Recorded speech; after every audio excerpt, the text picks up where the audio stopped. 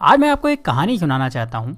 ऐसी कहानी जिसको सुनने के बाद आप भगवान से गरीब होने की शिकायत बंद कर देंगे और आप उस रास्ते पर आगे बढ़ जाएंगे जो आपको अमीरी की तरफ लेकर जाएगा। कहानी कुछ ऐसी है कि एक गरीब आदमी था और वो हमेशा ही भगवान से अपनी गरीबी की शिकायत करता रहता था। उसे शिकायत ये थी कि उसके झोपड़े से कुछ दूर रहने वाला आदमी इतना अमीर है और वो गरीब। उस अमीर आदमी को सब कुछ आसानी से मिल जाता है और गरीब को हमेशा ही मेहनत करना होती है, तब भी कई बार उसे भूखा रहना होता है। रोज रोज की शिकायत सुनकर भगवान ने सोचा चलो आज इसको जवाब दे ही देता हूँ। तो ऐसे में भगवान ने क्या करा कि जो अमीर आदमी था उसको इस गरीब आदमी के बराबर गरीब बना दिया और दोनों को ही मछली पकड़ने वाली एक छड़ी दे दी।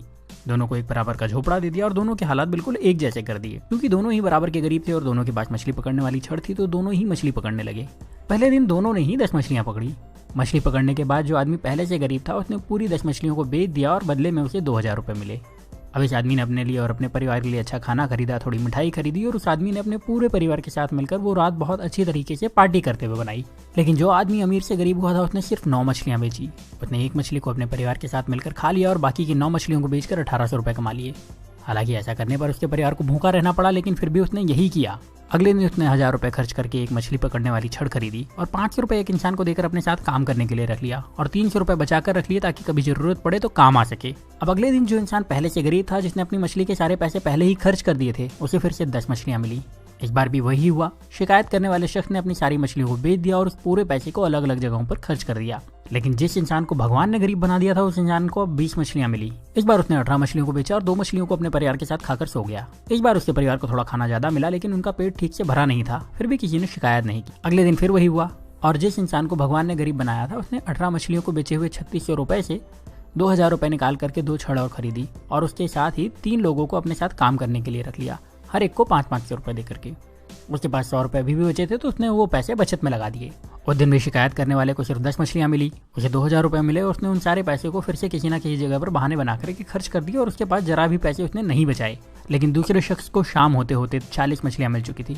उस शाम को इस अमीर से गरीब बने इंसान ने अपने परिवार को 4 मछलियां दी, जिसके बाद उस परिवार ने पेट भर के खाना खाया और उसने बाकी की 36 मछलियां बेच दी और उसे 7200 रुपए कमाए। अगले दिन उसने 3000 रुपए में 3 छड़े और खरीदी और अब उसके पास कुल 7 छड़े हो चुकी थी। उसके पास कुल मिलाकर अभी भी 4600 रुपए बचे थे, तो उसने 7 लोगों को बुलाया, हर एक को 500 रुपए दिए और उन्हें मछली पकड़ने के लिए रख लिया और खुद उनके काम पर नजर रखने लगा।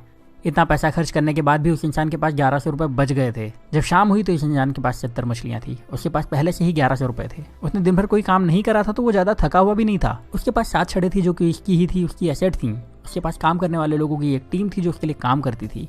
और शाम को इस इंसान ने 66 मछलियों को बेचकर 13,200 रुपए कमाए।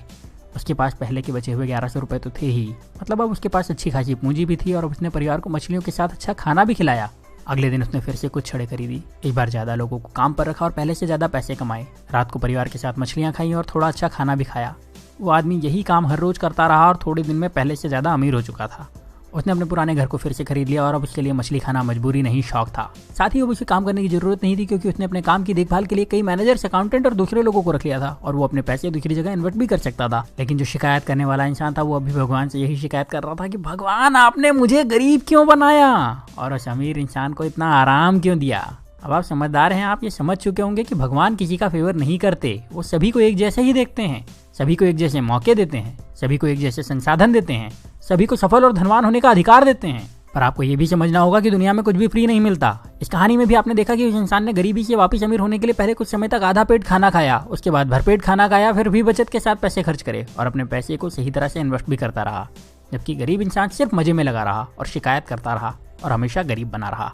अगर आपको लगता है कि अमीर इंसान रिच होने के लिए तकलीफें नहीं उठाते, तो ऐसा नहीं है। वो गरीबों से ज्यादा तकलीफ उठाते हैं। वो अपने आराम के लिए गरीब लोगों से ज्यादा मेहनत करते हैं पर शिकायत नहीं करते, और वो अपने पैसे का सही इस्तेमाल करते हैं, इसीलिए उन्हें अमीर होने का अधिकार भी है। तो अगर आप गरीब हैं तो अपनी गरीबी की शिकायत मत करिए, बल्कि उस काम को पूरी ईमानदारी से करिए जो आपको मिला है, ये सोच के कि उसमें ज्यादा से ज्यादा पैसे कैसे कमाया जाए, और अपने पैसे को सही तरह से खर्च करिए, अपने पैसे को सही तरह से इन्वेस्ट करिए।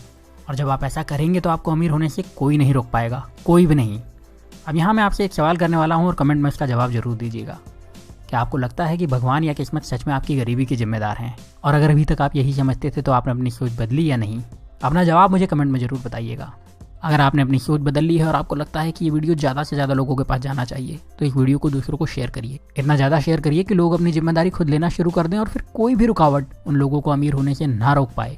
तो इस वीडियो को आप शेयर करिए फेसबुक पर, इस वीडियो को शेयर करिए अपने व्हाट्सएप पर, इस वीडियो को शेयर करिए अपने व्हाट्सएप के सारे दोस्तों के ग्रुप में। जहाँ आप शेयर कर सकते हैं वहाँ शेयर करिए। जितनी ताकत से शेयर कर सकते हैं उतनी ताकत से शेयर करिए। और अगर आपने चैनल को सब्सक्राइब नहीं किया है तो सब्सक्राइब करके बेल का बटन दबा दीजिए, क्योंकि ऐसे ही वीडियो में लेकर आता रहूँगा और आप में से आपका बेस्ट निकालने में आपकी मदद करते रहूँगा। तो अब आप वीडियो को शेयर करिए और मुझे बता दीजिए। मैं आपसे मिलूंगा अगले वीडियो में। तब तक अपना प्यार और वक्त देने के लिए बहुत बहुत धन्यवाद।